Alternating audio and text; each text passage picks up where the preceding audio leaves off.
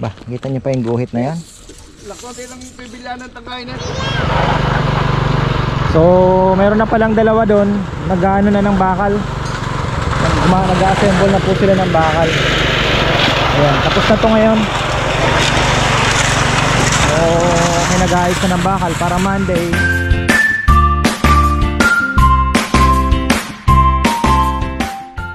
Huy, ayan na, isang magandang buhay. Kahit uniform tayo mga ka-farmer, ay kailangan nating ikutan yung project. So ayan, eto po, naano na nila kahapon, nabuhusan na. Pero itutuloy pa rin ni Junjun kung naandyan siya ngayon. Ano kaya ito? Maganda sana simento natin hanggang doon sa may ano, no. Kasi pag ginawa po yun, yung kubo na yan, alisin na rin natin yung mga hindi magandang tingnan. Okay, so ayan, dito tayo. Medyo umulan kahapon pero hindi na, kagabi hindi naman ganun kalakas. Naririnig ko lang yung kulog. So at least ayan, okay na po yung kanal. Nabuhusan na. Hindi ko alam kung didiretso.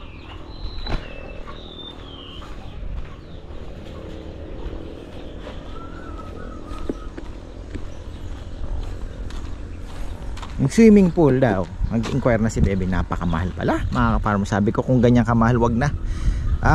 Sabi naman ni Papa Yam, mahal talaga. Pero kung may plano, kaya naman nating gawin niya, nakagawa na kami, sabi niya.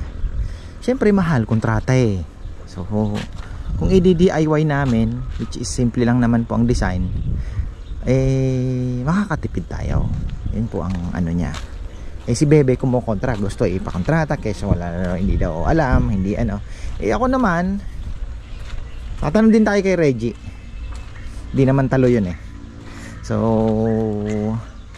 tanong natin kung magkano aabutin din. Kasi talagang mahal nga naman talaga kung ipapakontrata mo. Sabi ko, hindi kaya. Yung return of investment, talo tayo dyan kako.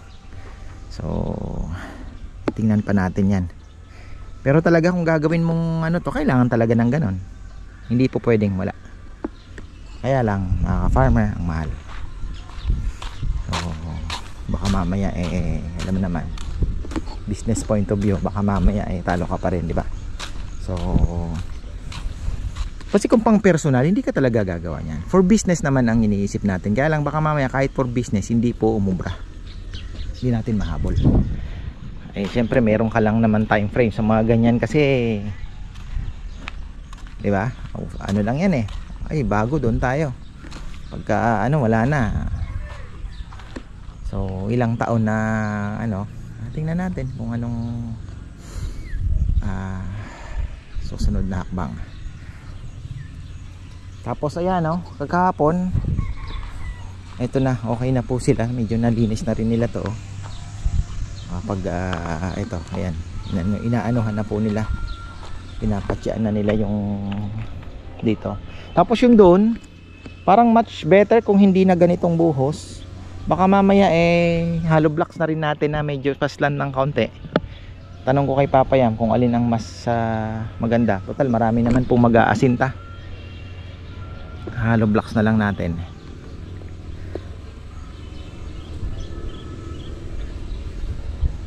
Total erosion lang naman po ang iiwasan natin dyan, di ba? Tingnan nyo yung mga guhit, nakikita nyo ba yan?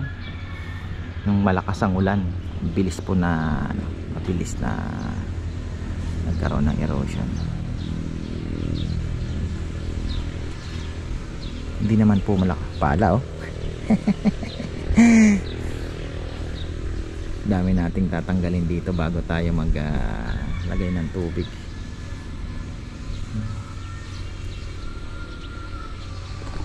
Lakas ng patugtog ni Papa Yam Ang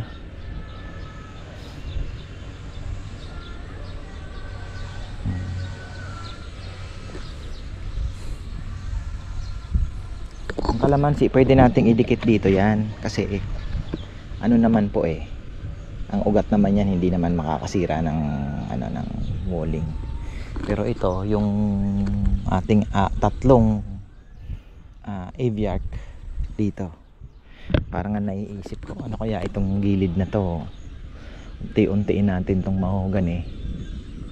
Kaya lang kasi ang ganda rin ng shade pagka linagyan mo lang ng ibang wala ka ng shade.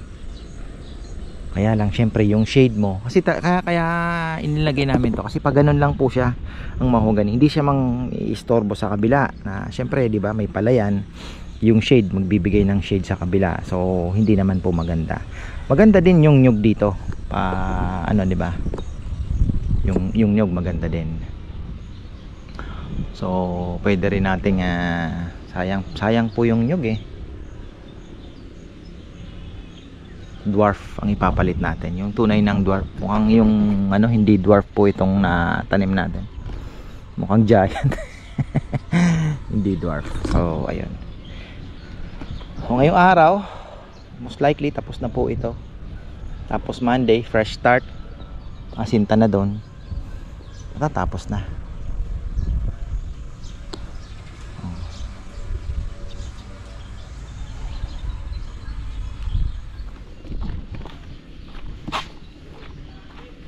Ayan na.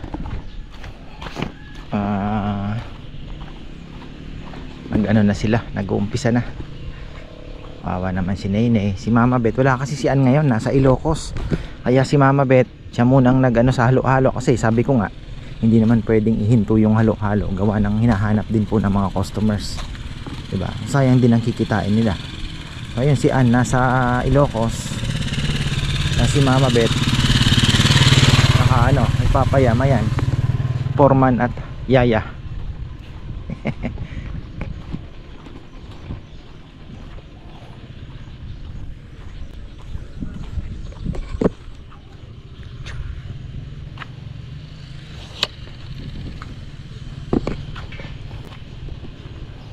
Tatapos na siguro mamaya ito.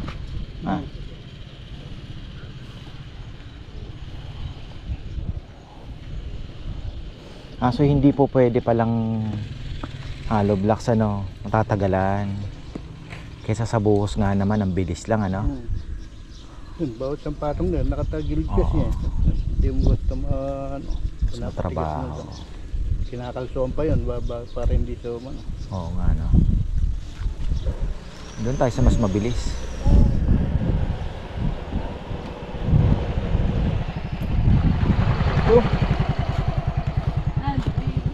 Mukhang lolo ko na naman kahapon umandar na to, nang lamig na naman, ay patay na naman tayo. Ha? Okay lang yan, importante umandar. Hindi na ba kaya ng ginaganon yun, yung sinanil dati ginaganon lang Oo po. Wala na. Oo. Dati pinipitik niya lang yan Wala na sana po wala na sa linya yung mother niya. Wala na, pa-retire na. Ikaw ba naman, daming ginawa niyan dito. Sulit na no? Nanay na. Ito dapat may grasa to. Dapat may grasa to, di ba? Pero na din, talagang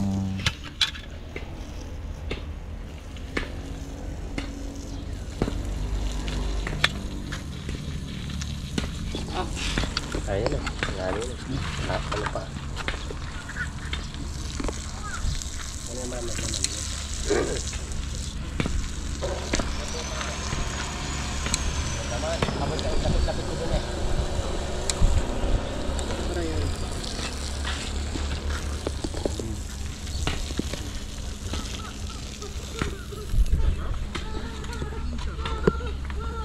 So ayan,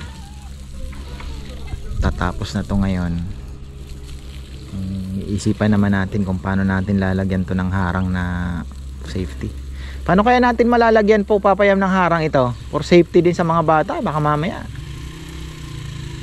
Iisip ko magkabang sana ng bakal na pagwe-weldingan, kaya lang kailangan nakatanim din yung tubo mismo, kahit ang lang mga 1 and 1/4 tag yun na yun Kahit simple lang na may hahawakan, hindi maano, di ba?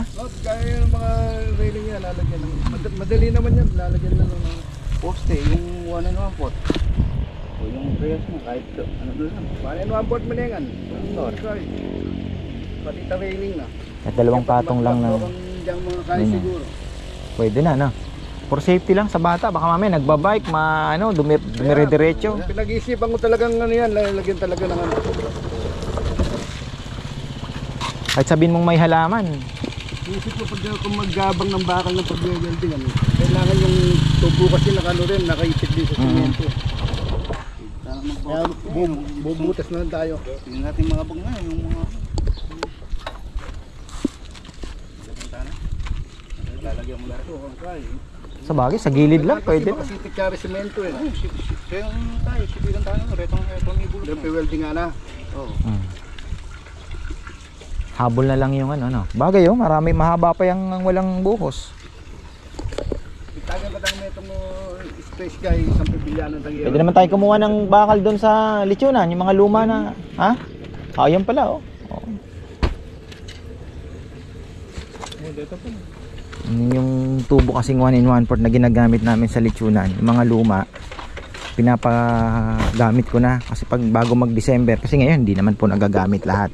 Pero pagka December kasi kaya namin gumamit ng mga 50 nun. So yung mga luma na pinapalitan ko na. Ngayon ginagamit na po namin dito sa mga project. Kagaya po na yun, may mga ano na yan. Para at least lagi tayong bagong tubo. Hindi naman po pwede po ang stainless. Maganda sana stainless. Ang problema po sa stainless mga ka-farmer ay unang-una madulas. Yung baboy po baka hindi umikot pag malaki.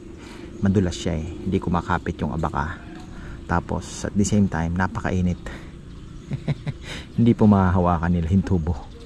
Ganun kainit yung tubo. So ano talaga, by sa galvanize. Kawayan naman, wala tayong makukuha ditong bayugin, yung tinatawag, yung mga walang ano sa gitna. So hindi po available dito sa Pampanga. Problema din, di ba? So tsaka pagka hindi ka marunong sa kawayan, mababalian ka. So ayan, magkakaroon po tayo ng harang din. Yung nga sinasabi ko kay Papayam, kailangan natin ng harang dito talaga para safety din sa mga bata. Nay, nakikita ko sumisilip dito eh. Tapos syempre yung mga tanim natin, naharang na din natin dyan.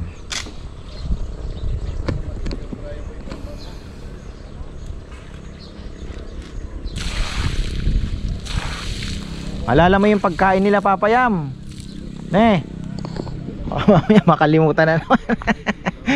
Hinatid lang yung kanin, walang ulam eh, no? Na, sa sobrang busy, hinatid lang yung kanin nila, walang ulam.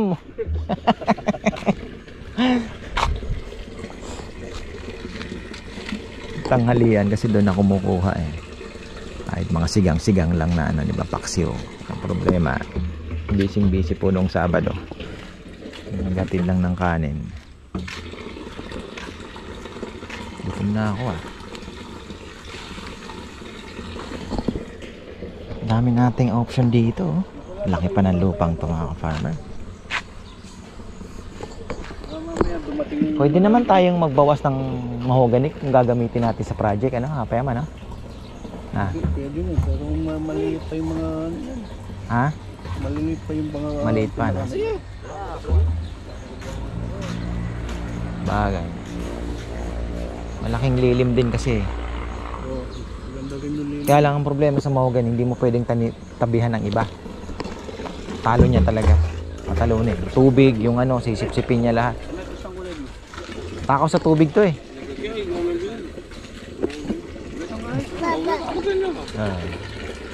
Gusto mo ng baboy? Gusto mo na ng baboy?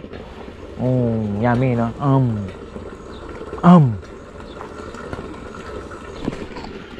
Grabe ang kapilyo ng batang ito. Ano? Pati likot. Kailan mo binabawalan, yun din ang gagawin. Kung ano yung bawal, yun ang gagawin niya. Paano pa tayo? Ha?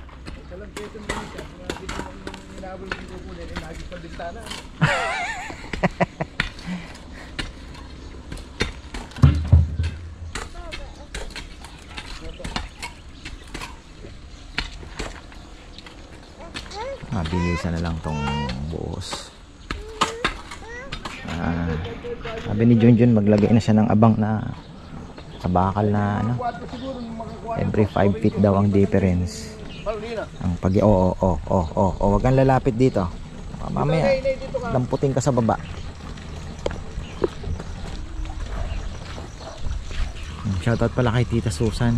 Yun ang unang actually tita, ano na rin po namin, iniisip ko na nga, sabi ko kung ano kaya ilagay dito, balag ba o ano, para ako dual purpose kapitan ng gulay. Kaya lang maganda na din yung ano lang, simple lang, kahit hanggang ganito lang kataas, diba, pwede na yun. Sa bata lang naman po ang importante din.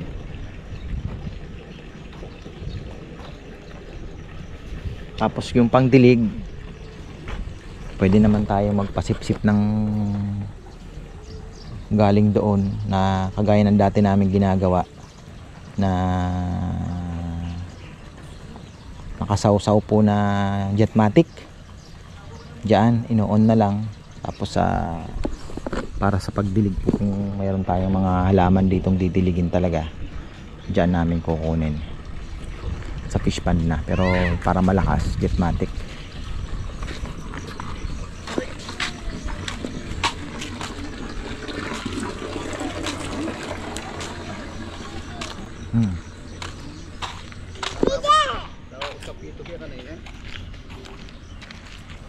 Bah, kita niyo pa yung guhit na yan?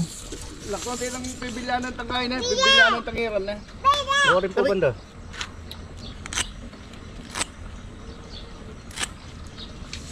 Muna daw yung pwesto yung nagdanang dyan. Ha? Lalagay pa ba tayo ng hagdanan? Ha? Lalagay pa ba ng hagdanan? Ito rin, kahit ano lang. O ikaw, o isa na lang doon sa sulok doon. Kung mo lalagay ka, sa gitna na. Ano natin dito? Sasabit lang naman yung hagdan na siguro na yun. Kung gagawa si Junjun, sasabit lang no? Pwedeng ano yan, hollow block, sibubutos lang sa ano. Pwede rin. Tatanim ng bakal. Okay.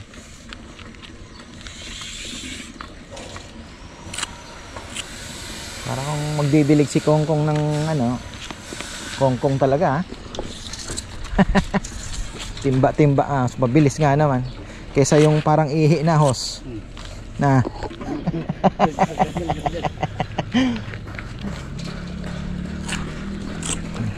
Kanya siguro diyan ba nagbandan. Luwag pa nito. Dami sana magandang gawin dito. Sabi ko nga kung mahogany mababawasan pa unti-unti. Pero maliit pa daw.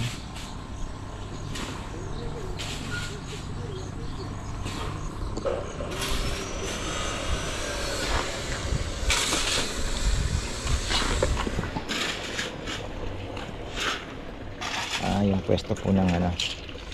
Yan. Para iwasan na sa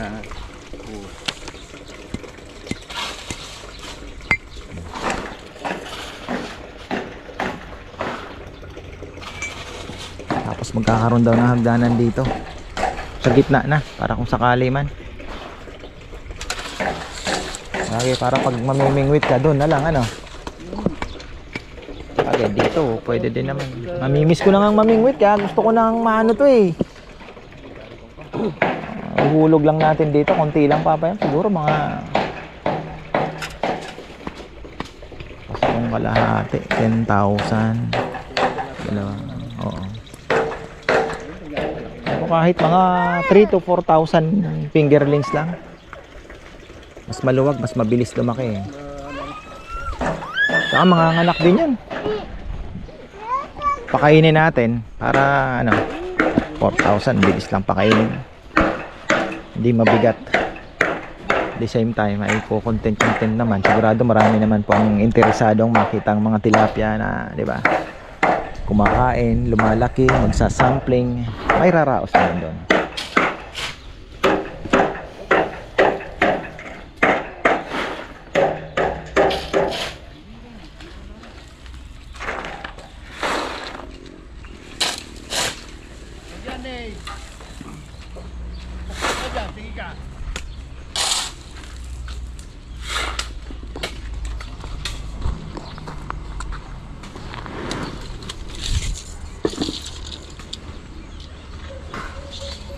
na 9 o'clock.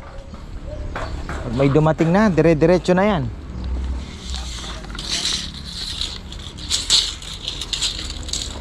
Bukas 4 yung pinapaluto ko. Oo, 4. Matitira, wala na rin naman ang pampaksiw at sisig. Inubos na ni Rizal. Ngayon, ilang naka-schedule ngayon? 3 kung sakali may huhugutin. 2 malaki. Pero sabi ko kukulangin yan. Aro kalagol na. Hindi makukuha yan, makapal yan. Kailangan yan, ano, iitakin yan. Na iwasan nyo na lang kaya, pwede naman. Nakausli na lang yan, remembrance. Baka mabuhay po ulit. Hindi na, wala na. Patay na nga yan nung ano eh, patay na yan, wala na. Ano na lang, ano na lang. Hindi na po alis yun? Ay, tanong mo kay Papa Yam, pero ako kahit wag na. Ano, hirap tanggalin ito Papa Yam. Kaya hindi ko na pinapatanggal. Oo, patungan ano lang. Oo, ano na lang yan. Hindi na rin naman tutubo yan. Hindi na tutubo. Remembrance na lang yan, hanggang mabulok. Hey!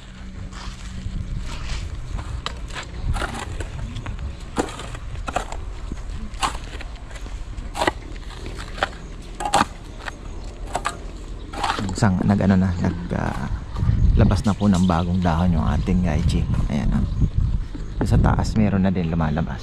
Ayan. Buhay na. Buhay na siya.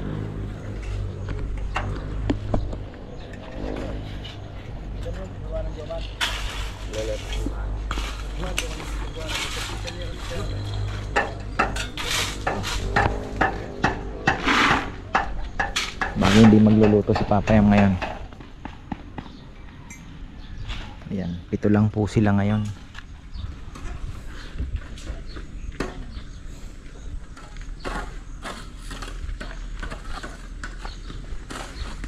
Wala pala akong wallet at nandun yung mga battery ko. Baka mamaya maubusan tayo ng battery. Eto Papa Yam, ano po kaya? Tingin ko yung island kailangan pang dagdagan ng ano. Hindi naman tayo mahihirapan sa pagtambak. Alin? Kasi ito, sigurado tataas pa to eh. Itong hollow blocks na to, Oo. tataas pa to dahil yung Ganun talaga yan. oo, ngayon ito Punta tayo. mababa man naman masyado. Pwede pa ng patungan yan. Oo. Kailangan. Tingnan natin kung ano. Parang mas maganda nga kung medyo mas mataas siya eh. Kasi ito sigurado po to, tataas to. Kung sakaling habulin natin yung sa ano. Ganda talaga, no, tumaas pa ng konti. Hindi naman tayo mahihirapan ng mag ano, sa tambak. Madali na. Mabilis na lang. Pwede pa nga salubungan Baka yung ano. mag-deliver ng tambak si Jun na yun. Maganda. Ang problema, baka mamaya sobrang dami sasakyan naman. Kaya, sabi ko, doon din ang makakabalag. Tayo kababa naman, sabi niya. Doon natin, sabi ko. Wag naman. Sa bagay, Father's Day nung ano, tsaka Sabado naman po ngayon.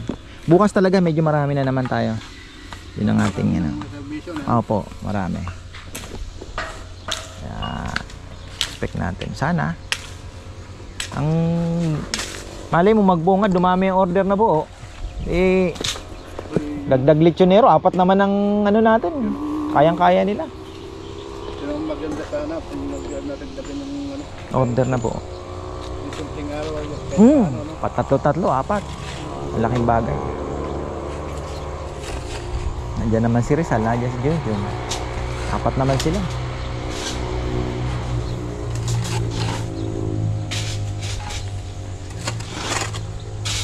Kita Jay, takalya po padagdag ka rin eh. Pero ano naman, sigurado naman po. Sabihin na natin na madadagdagan. Ang tanong is gaano karami, di ba? So, depende na sa diskarte. At sa performance na gagawin namin. Siyempre, di ba, andito tayo sa stage na pinopromote po yung kainan. So, marami ang naku-curious din.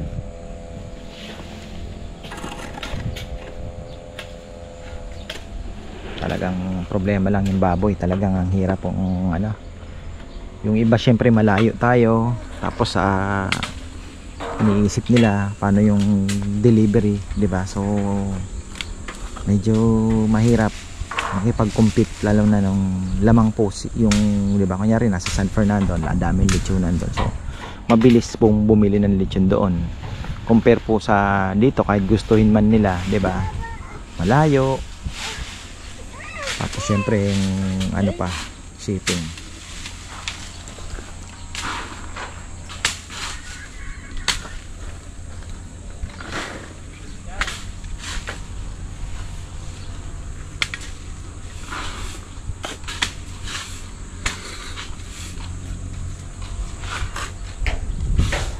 Aking anak.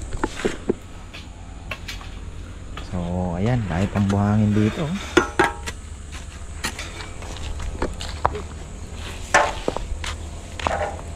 Buhat natin, gumanda na naman. Yung isa, ang ganda na.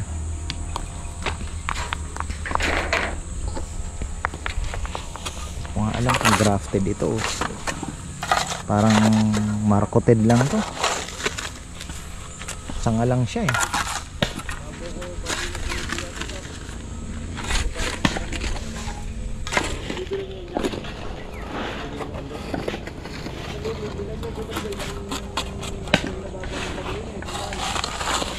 Oh, ayan na, may mga marker na ng tubo na ilalagay dyan. Mukhang medyo magtatagal tayo ah. Choy choy, huwag ka niyan, masugatan ka niyan. Kumuha ka niyan, choy choy. Oo, masugat ka dyan, sugat. Tayo makatupak yung palinyo, ito pa yung level na. Paano naman? Subad na naman yung sapatos. Shhh! Nay!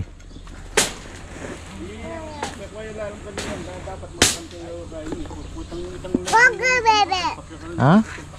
Galit ka na naman? Ha? Umutot?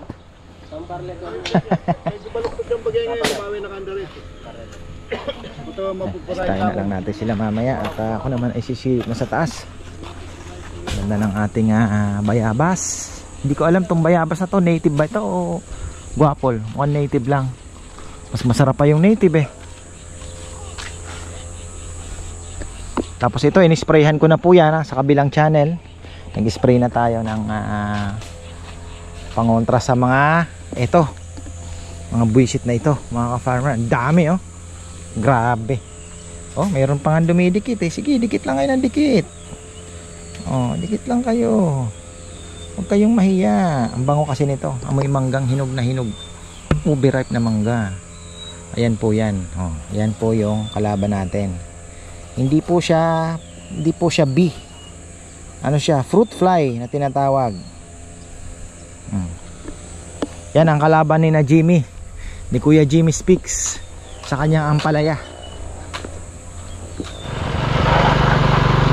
So, meron na palang dalawa doon. Nag-ano na ng bakal. Nag-assemble na po sila ng bakal. Ayan, tapos na to ngayon. So, may nag-aayos na ng bakal para Monday ay aanuhin na nila. Maghuhukay na po ng pundasyon. So ayan mga ka-farmer, marami pong salamat. It's Saturday today. Pahinga tayo ng maaga. Bukas bakbakan. So ayan, maraming salamat at magandang buhay. Ayan, nakapasok daw yung mga kambing ni Nelnel. Ay, itong ating inispray mga ka-farmer, kaya pala ang sabi sa akin, every 4 days, 2 times a week sa kalamansi. Mukhang kailangan nating sundin kung gusto talaga natin na maproteksyonan po itong ating suha. Alam niyo kung bakit? Mabaho talaga. So naando na. I-sprayhan natin to every 4 days. Pero mild lang na spray, baka naman masobrahan. Mild lang, just to lang po na maamoy, para hindi po atakihin ng fruit fly. Kasi naglalabasan na eh. Ayan na oh. Yan na po yung mga bulaklak niya. So tingnan natin, kasi meron na rin naman po siyang may fertilizer na po siya. Nabigyan na natin ng fertilizer to. Winner, Yara Winner. So hopefully makatulong din po mga farmer. So ayan, hanggang dito na lang po muna mga ka-farmer. At hintay ko pa yung darating kong orchids, pero bukas na siguro tayo magkwentuhan ulit. So ayan, maraming salamat at magandang buhay.